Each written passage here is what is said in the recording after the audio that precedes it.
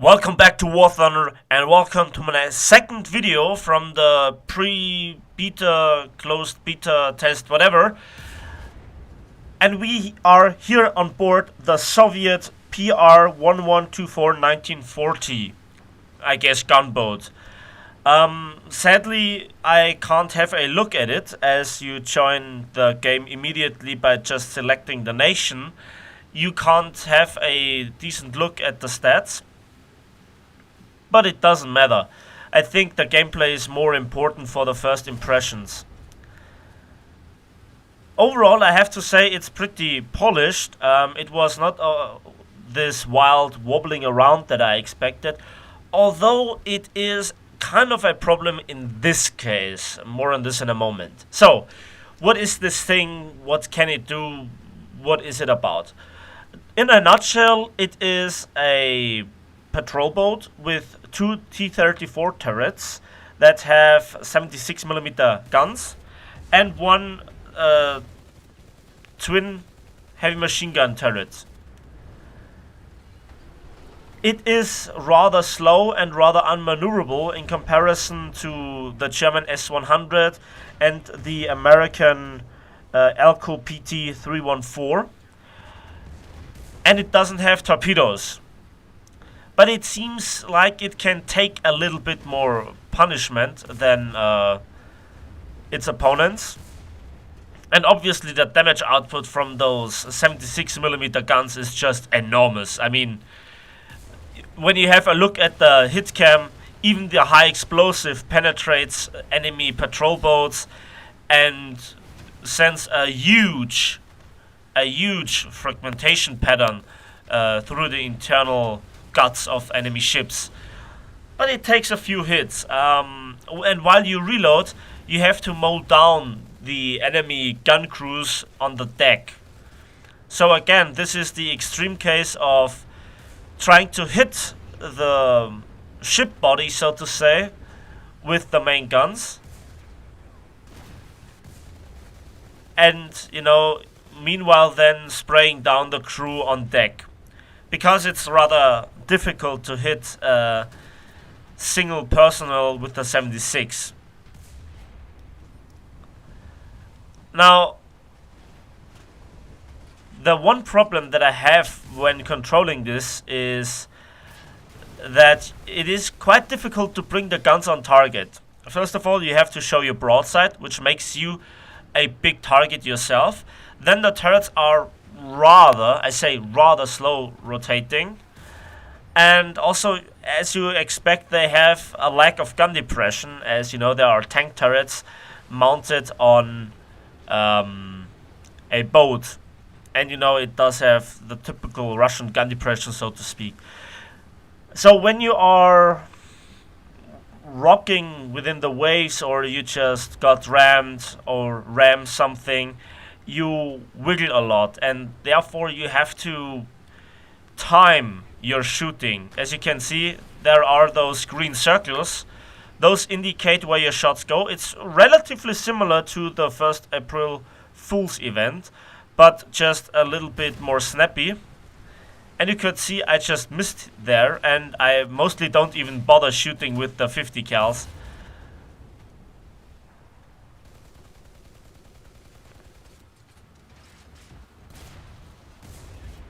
And that was a good hit. And again, angling does kind of work, but the armor of those ships, so to speak, is neglectable against a 76mm tank gun, so to speak. And again, a huge fragmentation pattern. And again, a decent hit.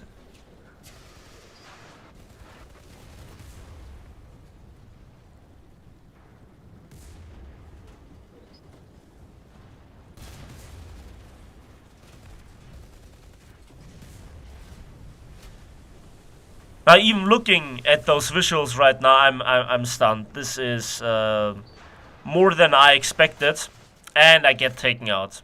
Oh, what a shame. Now, as I mentioned, there is sadly no kill cam or something like that that indicates how it would go.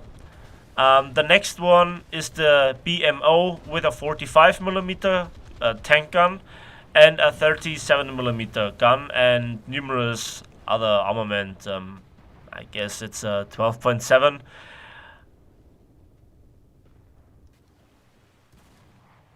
You know, those Russian ships are not overpowered at all. They are...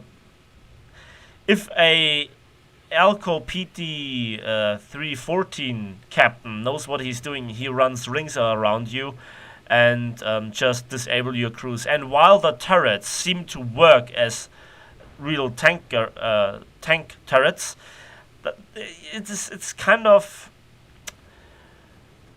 Yeah...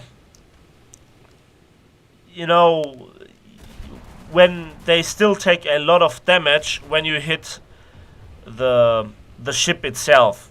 So when you hit the ship beneath the turret and the turret crew still get taken out.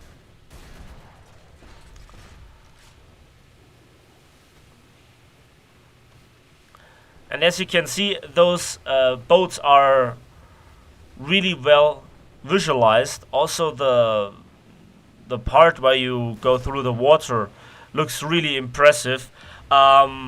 Huge shout out to the graphic designers of War Thunder. You have really impressed me.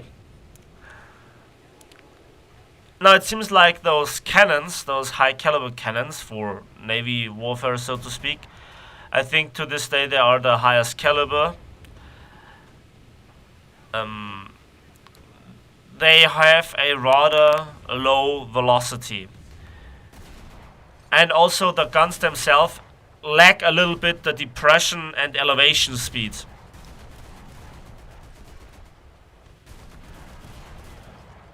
The one thing that annoys me a little bit is the huge visual effects when those boats touch each other. Now, the one thing that I clearly want to mention is that the PR 1124 1940 that I showcased you in the beginning is much more vulnerable to air attacks because it can't shoot back. But the BMO can. Again, it has no torpedoes, but it seems to have a little bit more of armor, but in the long term it really does not save you. Again, this seems to be a heavy artillery support vehicle, but struggles in a direct 1 versus 1. Now it's still fast enough. That's a nice hit there. It's still fast enough that it can avoid torpedoes, especially since there are torpedo markers, which is nice. I have no idea how I can help this guy repairing, but it's nice to see that the option is there.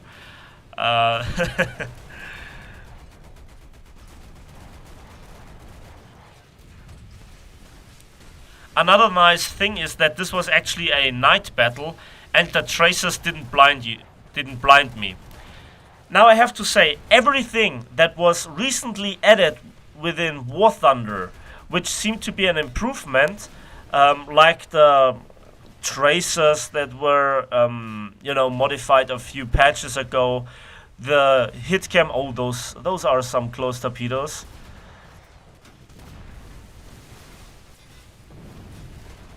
They all seem to perform really well. Ah, that was a nice hit.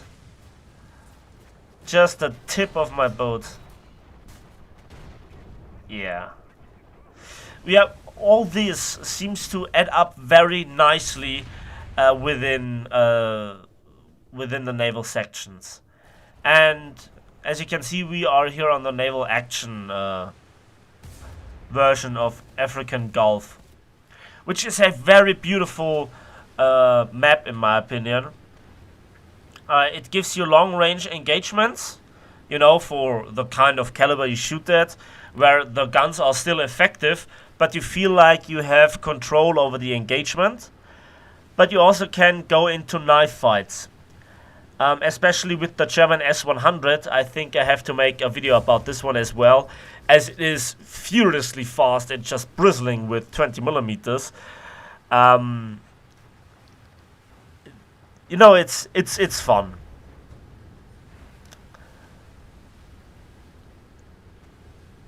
When I saw the first footage of ships, I was kind of a little bit worried about the map design, and you know, this map design is obviously artificial, but I don't mind, because you know, dueling it out on the open ocean where you can spawn snipe each other from the beginning is not the very best.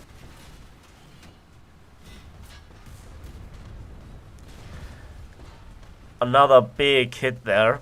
Now, I can't tell you exactly how the game mechanics work, but they seem to be pretty similar to tanks.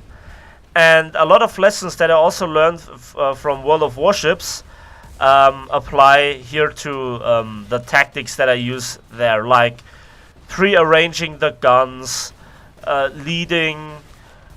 Leading is more manual than in World of Warships, where you mark a ship, and you know, you have seen a few of my World of Warships ships videos. Is it more fun? That might be a question that you ask.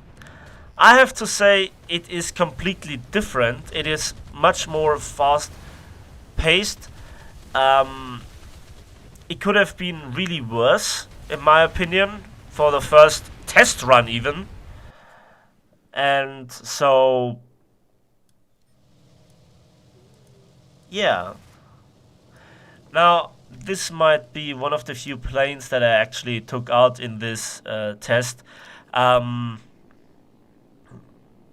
know, it's about ships. We had the same issue. We had, well, let's put it that way. When first we had the tank, the first tank trials, or the first attempts how to make tanks in the closed beta very early on, planes were a major issue, because at a certain point people were just going into planes and tried to snipe tanks, and Gaijin tried really early on to make it work with the markers and so on. It really did not work.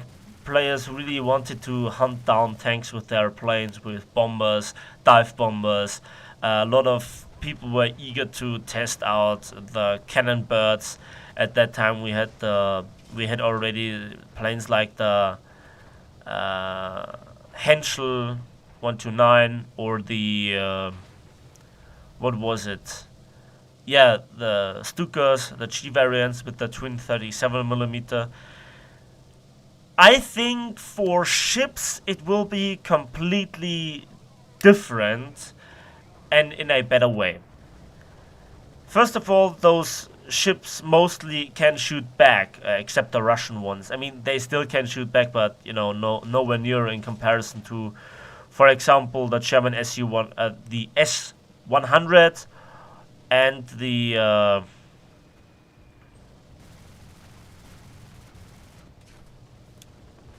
this Stuka really tries to shoot me down.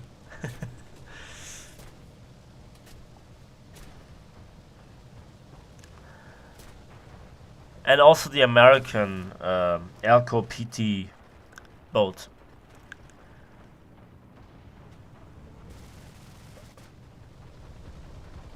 Now, this ship commander beached himself. I think it's tactical beaching to avoid torpedoes, right? Right. And I just tried to go around, but I already took a heavy beating. And now let's see if the bombs actually work with a direct hit. Yes, they do.